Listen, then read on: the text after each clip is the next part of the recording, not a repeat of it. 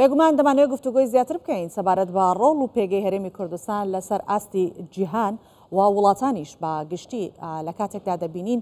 لە ئەم جۆرە کۆڕبەندە جیهانیەکان و هەرێمیەکان سەرۆکوەزیرانی هەرێمی کوردستان بەشدار دەبێت و لەوێ ڕۆڵی هەرێمی کوردستان نیشان دەدات. سەبارەت بەم بابەتە لەگەڵ دکتۆر کرمانج عوسمان شارەزای یاسای نێودەوڵەتی گفتوگۆی زیاترەکەین. بەخێراتی دکتۆر. زۆر سپاس بۆ جەنابەت. بۆچی گرنگە کە کورد لە لووتکە و کۆڕبەندی وڵاتان بەم شێوە فراوانە بەشدارە بێت؟ بڵێ گرنگە لە بەردوو هۆکاری یەکەم لە ماوەی 100 ساڵی ڕابردوو هەمیشە کۆنفرانسە نێودەوڵەتیەکان پیلانجێری بۆ دژی هەرێمی کوردستان و هەمیشە مافەکانی گەری کوردستانیان لەبار بردووە، بەڵام لەو کۆنفرانسە نێودەوڵەتیانە کە هەرێمی کوردستان ئامادەی دەبێت بە تایبەتی لەسەر ئاستی باڵا وەکو سەرۆکی حکوومەت بەڕێزیان بەشدارن، ئەوە کاریگەری ڕاستەخۆی دەبێت کە هاوچەشەکە پێچەوانە دەکاتەوە، وا دەکات کە هەرێمی کوردستان بەشداری ئەرێنی هەبێت، لە هەمان کاتیش ڕۆڵی هەبێت لە داڕشتنی سیاسەتی ناوچەکە و خاڵی یەکەمە. خاڵی دومینشیان هەندێک جار دەبینی کۆبنەوەی نێوان دوو وڵاتیان دوو سەرکردا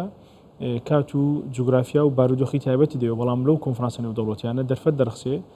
سەرڕای ئەجندای کارەکانی کۆنفرانس لە پەراویزی کۆنفرانس دیداری تایبەت دەبەستێت. ئەوەش زۆر گرنگە بۆ ئەوەی ئاگاداری دو ئەپدەیتی گۆڕانکاری نێودەوڵەتی بین لەبەرەوەی گۆڕانکاریەکان زۆرە و ئێمە بینیمان کە چەندین بابەت و تەوەری جیاجیا باسکرا کەەوە ڕاستەخۆ پەیوەندی بە هەرێمی کوردستان هەیە، چونکە هەرێمی کوردستان تاوەکو ئێستا لە دامەزراندنی وەکو حکوومەتی هەرێم لە ساڵی 92 هەتا ئێستا بە خاڵێکی زۆر پۆزیتیڤ بازەکەێت کە سیاسەتێکی بێلایەنی پێڕەو کردووە لەسەر ئاستی ناوچەکە، واتە سیاسەتی حیات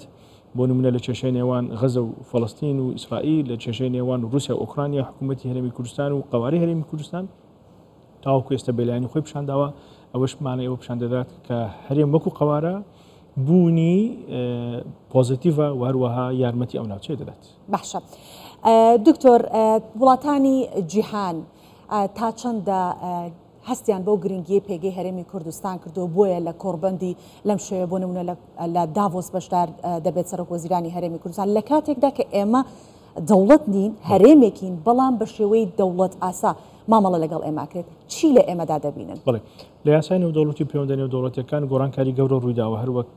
لە زۆر مەفاهیمی تر گۆڕانکاری ڕوویدا. یەک لەو بابەتانە کە پێ دەڵێن نەن ستیت ئاکتەر، واتە ئەو ئاکتەرانەی کەوە کاریگەری زۆران هەیە بەڵام ستیتیش نین، دەوڵەت نین، ئەوە هەرێمی کوردستانە کە دەبینین لە زۆر ڕوانگە و زۆر لایەن تەنانەت لە با بڵێن راپۆرتەکان و لە حەدەسەکانی ناونەتی وەگرتوەکانیش ئەو بابەتە ئاماژە پێ دەکرێت. هەرێمی کوردستان ڕاستە کە دەوڵەت نییە، بەڵام وەکو کارکتەری دەوڵەت و ئێمە دەبینین لە با بڵێن لە مؤشیرەکان لە ئیندیکیتەرەکان بۆ نمونە لە بواری پرۆتۆکۆل، لە بواری داوەتنامەکردن، لە بواری بەشداریکردن وەکو سەرۆک دەوڵەتێکی سربەخۆ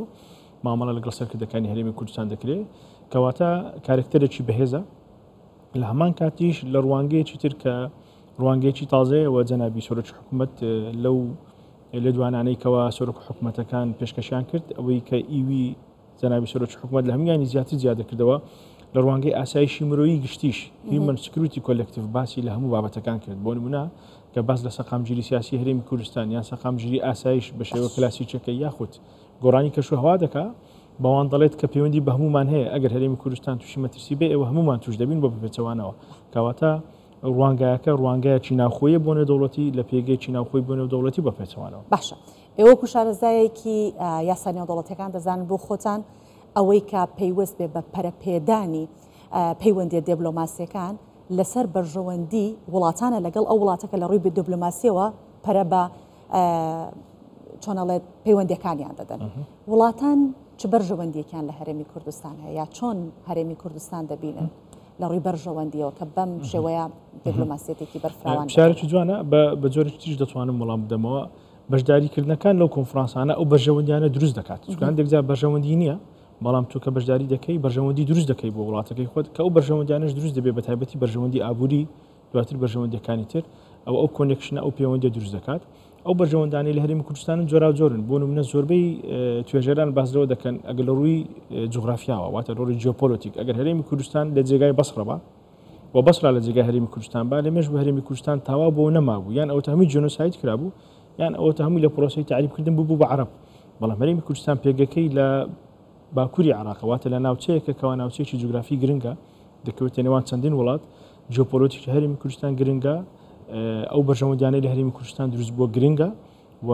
ئەو تەوەجوهی کەەوە هەرێمی کوردستان وەکو سیاست لەسەر ئاستی نێودەوڵەتی کە سیاسەتی حیادەوە لەسەر ئاستی ناوخۆش ئەو بەڵانسەی ڕاگرتووانە هەموو وا دەکەن کەەوە بەرژەوەندی دروست بێ بۆیە دەبینین هەولێر وەکو پایتەخت چەقە لە زۆر بابەتی جۆراوجۆر و لە ترافیکی دیبلۆماسی. باش کاتە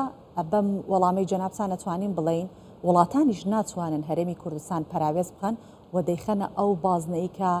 پێویستە کە هەرێمی کوردستان لەو بازنەیە جێگیر ببێت. هەرێمی کوردستان وەکو دیفاکتۆ لە ساڵی 1992 وەکو کیانێکی قانونی لە چوارچەوەی دەستوری عێراق دروست بووە. لە ناوبردنی ئاسانیە و قەتش لە ناو ناچێت ئەو خاڵی یەکەمە. خاڵی دووەم ئەگەر هاتووی عێراق بە بڕیارێکی وڵاتانی هاوپەیمانان ساڵی 2023 ئازادکرابیت ئەوە هەرێمی کوردستان بە بڕیارێکی نێودەوڵەتی پارێزگاری لە دەکرێت کە بڕیاری ئەنجومەنی ئاسایشی نێودەوڵەتی و تاو کێستا و بڕیارە هەڵەمەشاوتە و ئاکتیڤە کەواتە پێگەی هەرێمی کوردستان زۆر جیاوازترە. ئەگەر کات و دەرفەتی زیاتر هەبێت لە داهاتوو دەکرێت زۆر بە تەفاسیل باس لە بابەتانە بکرێت. هەرێمی کوردستان ئەو ناوچەیە کە وەکو دیفاکتۆ خۆی سەپاندووە و تاوەکو ئێستاش زۆر بە سەرکەوتوانە توانێتی ڕووبڕووی ئەو هەموو پیلانجێڕبی کە بەرامبەری دەکرێت دەبەرەوەی ڕاستی عێراق فیدرالیە بەڵام تاکە سیمای فیدرالی لە عێراق تەنها هەرێمی کوردستانە چونکە تەنها هەرێمی کوردستان فیدرالیە بۆیە هەموو ئەو دژمنایەتی بەرامبەر بە هەرێمی کوردستان دەکرێت بە هەڵوەشاندنەوەی فیدرالیەت مەبەستیان لە لێدانی پێگەی هەرێمی کوردستان و خەڵکی هەرێمی کوردستانە. باش کوردستان چەند توانیوێتی لەگەڵ پێوەرە نێودەوڵەتەکان کە هەیە لە ناوچەکە خۆی بگونجێنێت؟ کوردستان توانێتی خۆی بگونجێنێت. نوێنەرایەتەکانی حکوومەتی هەرێم لە دەرەوە ئەوە ڕۆلی کاریگەری باشیان هەبووە. هەرێمی کوردستان لەسەر ئاستی ناوخۆ لە پێشوازیکردن و لەروە لەو کۆبوونەوە بەردەوامانە ئێمە باسی نێودەوڵەتیش دەکەین بەڕاستی مەبەستمان تەنها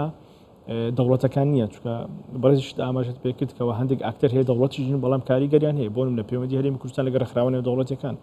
پەیوەندی هەرێمی کوردستان لەگەڵ کەسایەتی نێودەوڵەتیەکان، پەیوەندی هەرێمی کوردستان لەگەڵ وڵاتانی دەرەوە و هەروە بەشداریکردن لەو بابەتانە کەواتە پێگەکە لەسەر ئاستی نێودەوڵەتی تەنها دەوڵەت نییە زیاتر لە کارێکەکە. باشە دکتۆر ئێمە هەر پرسیارمان لەسەر سیاست و سەبارەت بە